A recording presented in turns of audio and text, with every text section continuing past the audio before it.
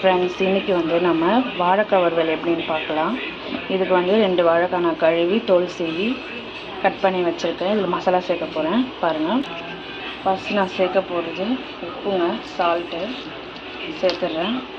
அதுக்கப்புறம் அடுத்து நான் சேர்க்க போகிறது மிளகாத்தூள். இது வீட்டு மிளகாத்தூள். இப்போ நான் உப்பு மிளகாத்தூள் சேர்த்துருக்கேன். உங்களுக்கு மிளகாத்தூள் எவ்வளோ காரத்துக்கு வேணுமோ அந்த அளவுக்கு நீங்கள் சேர்த்துக்கோங்க. நான் 1.5 ஸ்பூன் சேர்த்துருக்கேன். இப்போது இது கூட நம்ம பெருங்காயத்தூள் சேர்த்துக்கலாம். ஏன்னா இது கேஸ் ட்ரபிள்ன்றதுனால பெருங்காயம் ஆட் பண்ணிக்கலாம். பெருங்காயம் ஆட் பண்ணதுக்கப்புறம் உங்களுக்கு இது ஃப்ளேவர் வேணும் அப்படின்னா இதில் நீங்கள் அரிசி மாவு சேர்த்துக்கலாம். இப்போ இதில் அரிசி மாவு சேர்த்துக்கிறாங்க. அரிசி மாவு நான் வாங்கி வச்சுருக்கேன். ரைஸ் ஃப்ளோர் அது சேர்த்துக்கிறேன்.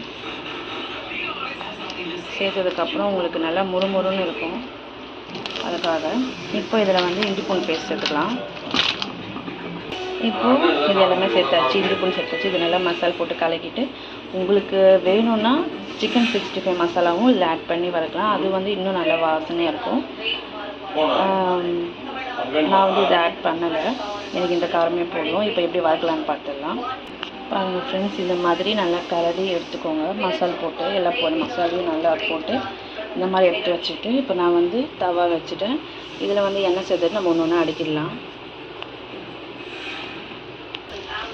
இப்போது தவாவில் நம்ம இது மாதிரி ஒன்று ஒன்றா நம்ம ஆட் பண்ணி வச்சுக்கலாம்.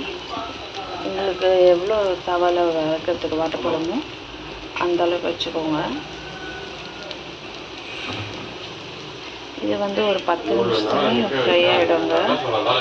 இப்போ நம்ம ஃப்ரைட் ரைஸ் கூட இது நம்ம தொட்டுக்கிறதுக்கு யூஸ் பண்ணிக்கலாம். பசங்களுக்கு ஸ்கூலுக்கு ஸ்நாக்ஸ் கொடுத்து அனுப்பலாம். எது வேணாலும் நீங்கள் பண்ணி வைக்கலாம். அது இப்போ நல்லா இது 1 நிமிஷம் வேக திருப்பி நம்ம போட்டுக்கலாம். இந்த மாதிரி நம்ம நல்லா ஃப்ரை பண்ணி எடுத்துக்கணும். இல்லை ஆயில் விட்டு தவாலையும் இந்த ஸ்டேஜில் நீங்கள்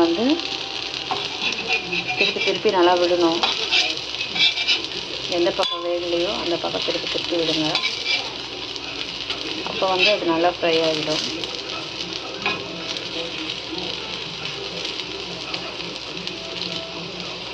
இந்த மாதிரி செய்யும்போது பசங்க அது ஒரு ஸ்நாக்ஸாக பார்த்து சாப்பிட்ருவாங்க. அது ஒரு வெஜிடபிளாக பார்க்க மாட்டாங்க. இந்த மாதிரி நம்ம ஃப்ரையாக செஞ்சு கொடுத்தோம்னா அது உங்களுக்கு சாப்பிட நல்லாயிருக்கும்.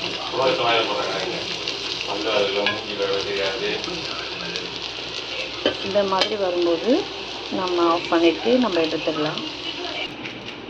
ஒரு வாழைக்காய் வறுவல் நல்லா டேஸ்ட்டாக இருக்கும். நீங்கள் வீட்டில் செஞ்சு பார்த்துட்டு எப்படி இருக்குன்னு கமெண்ட்டில் சொல்லுங்கள். Okay friends, thank you.